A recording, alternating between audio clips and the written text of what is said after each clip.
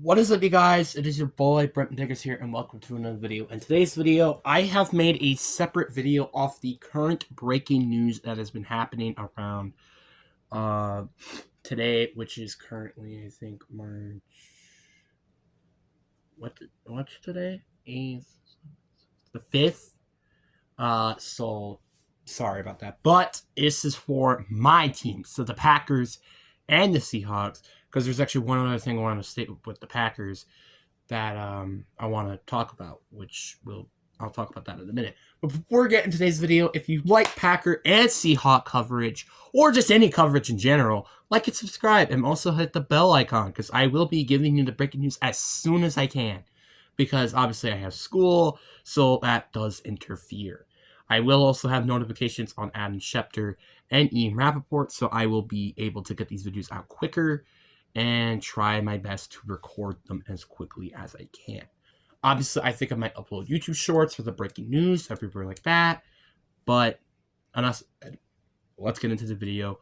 And these are going to be more in-depth videos, so I actually haven't staked them off of any videos yet as well, but these are going to be more in-depth because these are my favorite teams.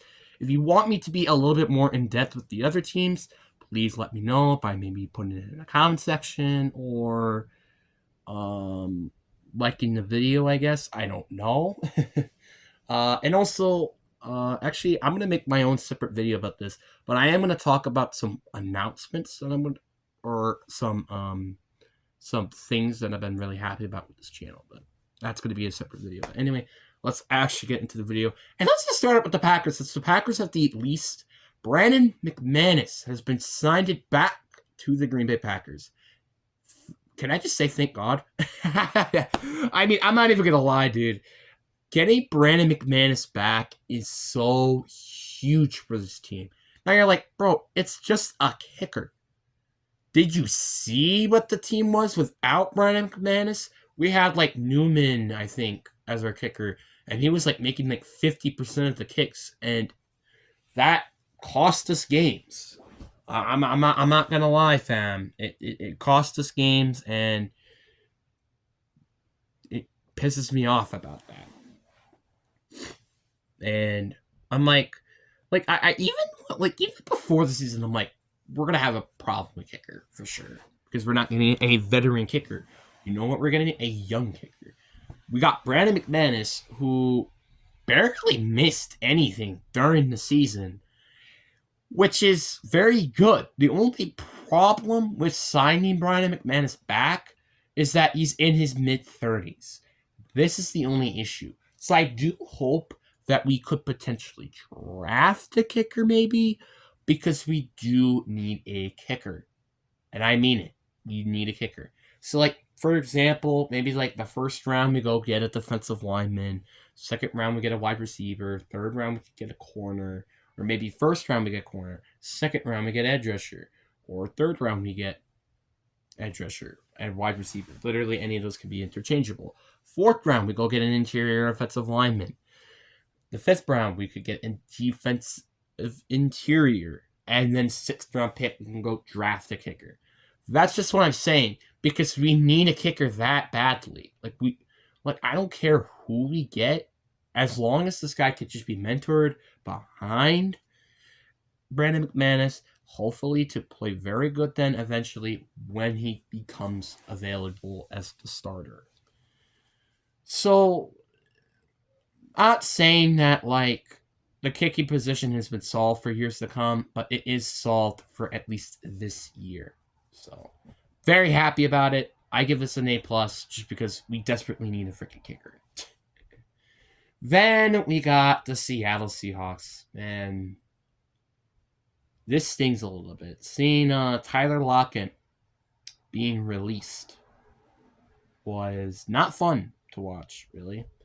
So Tyler Lockett has been, I think, arguably one of the best receivers of all time in Seattle history. I'm saying Seattle history, not the league history, because that's probably not true. But Tyler Lockett was such a good player all around, and he's been playing very well until I'd say about like 2022 was when he was starting to fall off. And it's unfortunate, but this is kind of where it's like, yeah, you kind of have to move on. I'm like looking at his contract for this year. It was just going to be awful. So him leaving is going to stink. I really hope and wish the best of luck. He hasn't retired officially, which actually kind of surprised me, to be honest. So maybe he might go to the Raiders. Maybe he might go wherever Russell Wilson might be going. Who knows? Sorry about the background. But it's just, you never really know. But it does suck, you know? I really liked him. And then, not even 30 minutes afterwards, you had DK Metcalf requesting a trade.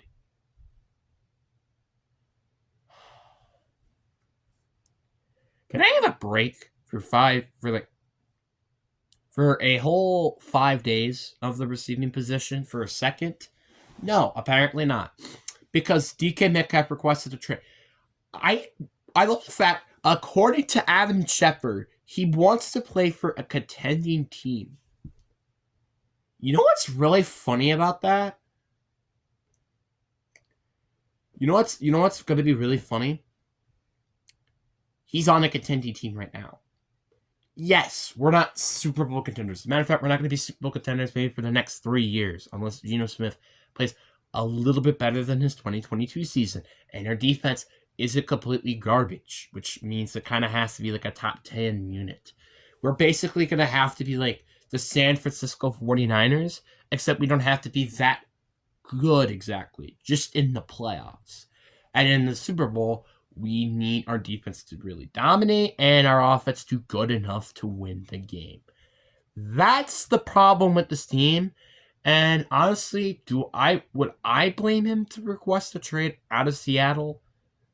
Yes and no. The reason why I say no is because this team could really be a good contender, especially if we could get the right quarterback this or next year, because Geno Smith was probably going to get a contract extension.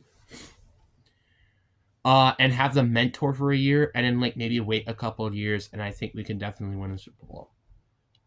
But the one thing I hate the most, and the Seahawks rumors and news videos said it perfectly, you didn't let Tyler Lockett get his spotlight. That pissed me off so badly. I'm like, are you kidding me right now?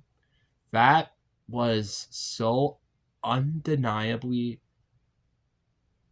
frustrating. It was very, very sad. I wish that things could have been different, but no, he didn't. And honestly, I'm glad he requested a trade. The only reason why I like him requesting a trade is, well, not because, like, I feel like, I don't know, why can I not speak today? DK Metcalf has been kind of this player I just don't want on the team anymore. I love the fact that one of my friends told me, I think it was yesterday, you think a 3rd round pick in Romeo Doubs would be enough for DK Metcalf? And I'm like, no. Yes, to be fair, Romeo Doubs is a good player. I'm not going to deny that. But that's when he's healthy. DK Metcalf is far more healthy than Romeo Doubs.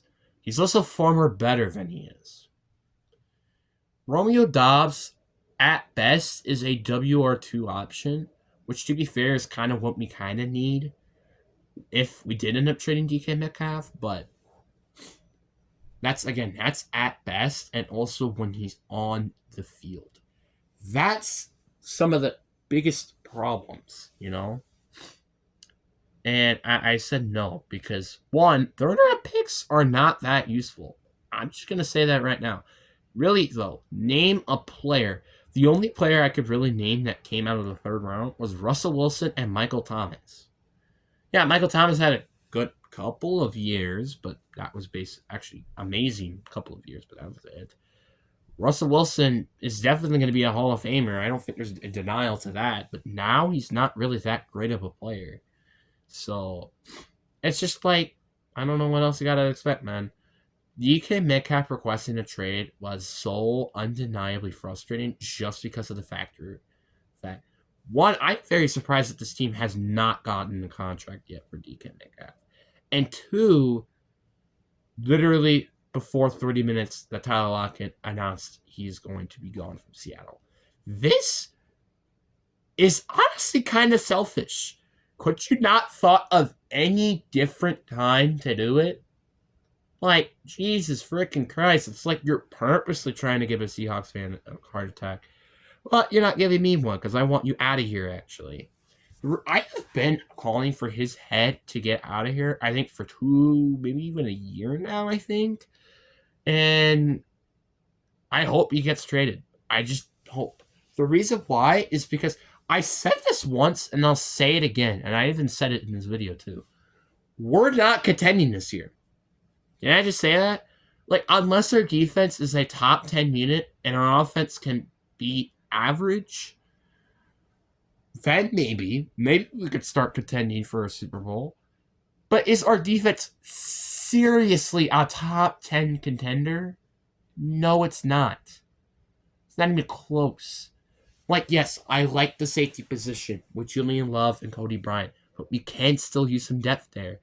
The corners, for the love of God, need help. I'm tired of these day 3 picks. We need to maybe address it a little bit earlier than that. We're talking about day 2 in particular. Or day 1, potentially. Nah, I'm not saying day 1, but, I mean, I wouldn't complain if we got, like, a steal like Will Johnson out of Michigan. But the corner position is a need.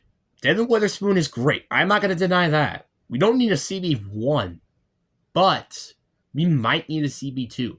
Tariq Woolen just hasn't been the same since his rookie year. Outside of that, you don't really have any good starting caliber corners. I like Josh Jobe, but he's more of a depth corner, not an actual starting corner. That's the problem. So, good depth corner, not an actual corner, though. I don't know why we haven't really considered trying to start some of these day 3 picks that we've had at corner instead of starting Trey Brown, who, to be fair, isn't that bad, but not great either. We also kind of need linebacker as well. No offense to Tracy Knight, but Ernest Jones is kind of the entire linebacking core, and so far we haven't gotten him on a contract yet. So if we can't get him onto a contract, it's kind of RIP on that linebacking position, and it becomes more of a desperate need. So, and that kind of makes us maybe a little more forced to take Jayon Campbell out of Alabama, or trading up to get him in with our 2nd round pick. I digress. And then you also have the defensive line, aka edge rushers, because interior isn't that bad. Yes, we could use some depth because Leonard Williams is getting old, and Byron Murphy would then really be the only good one. But still, the edge rushing position is a massive need. Demontre Jones just needs to get out of here. Same thing with the Genoa Wosu, to be quite honest. And then you have Derek Hall and Bafe Mafe. Bafe Mafe has potential. We just haven't seen it yet. Which is kind of the issue. Derek Hall is still kind of a question mark because we haven't really seen him play that much. But we still need edge rusher. And one of the more... and this is what I really hope we do, is draft our edge rusher in the 2nd round of the draft. There are way too many edge rushers in this class just to not draft. I would be very upset if we don't draft an edge rusher, preferably in like the 1st or 2nd round. Because we really, really do, like I said, need edge rusher. And you know how good that unit would be if Mike McDonald got to choose an edge rusher, like Jack Sawyer out of Ohio State, or Tayo out of Ohio State. Just another guy I could think of at the top of my head in terms of the 2nd round edge rushers. Oh, you want to talk about first round edge rushers? What about Mike Green? One of my favorite players of the entire draft class. Just saying, he's a great player too. The point is, we need edge rusher. And I'm tired of us not addressing it and not getting a good player out of it. The last time we addressed it with a first round pick was LJ Collier, and well, that didn't end up going that well. And then the last time we've actually drafted an edge rusher, at least in day 1 or day 2, was Derek Hall, which was back in 2023. I'm also been very upset that we didn't draft Dallas Turner. I'm not saying Byron Murphy was a bad pick by any means, but I would have loved Dallas Turner. He was available at that pick. I don't know why we didn't draft him, but I'm not going to complain unless Dallas Turner becomes one of the best edge rushers in the league, and then Byron Murphy doesn't live up to those expectations of being a good defensive tackle. I'm just saying. But yeah, the point is what I'm trying to say is yeah, we're not going to be contending anytime soon, and that's why I don't blame DK Metcalf requesting a trade. The only problem with the Seahawks and trading him is the current receiving market. For example, you have the Deebo Samuel trade, literally not too long ago. He's a good player when healthy, and to be fair, he's had a couple of down years as of late. And he only got traded for a 5th round draft pick. Obviously, you had because of his contract, also kind of a bit because of his age, where he's like 29, and also, again, those injury concerns. DK, on the other hand, 1, is a better receiver than Deebo Samuel. Fight me. 2, I think his contract is a little bit more manageable. And 3, he has not a big list of injury history. So there are a lot of things that you could really be happy about with DK Metcalf if you're trading for him. Now, if I see DK Metcalf getting traded, I probably would say probably the Chargers. But there's also been some rumors of the Packers potentially trading him. Which, that would be pretty nice if the Packers end up getting him as a Packers fan. Even though, to be fair, I don't really want him on any of my teams, to be honest. Because of how much of a gigantic pain he is as a person, which might also drop his trade value, but maybe. But anyways, guys, I really do hope you guys enjoyed this video. Peace.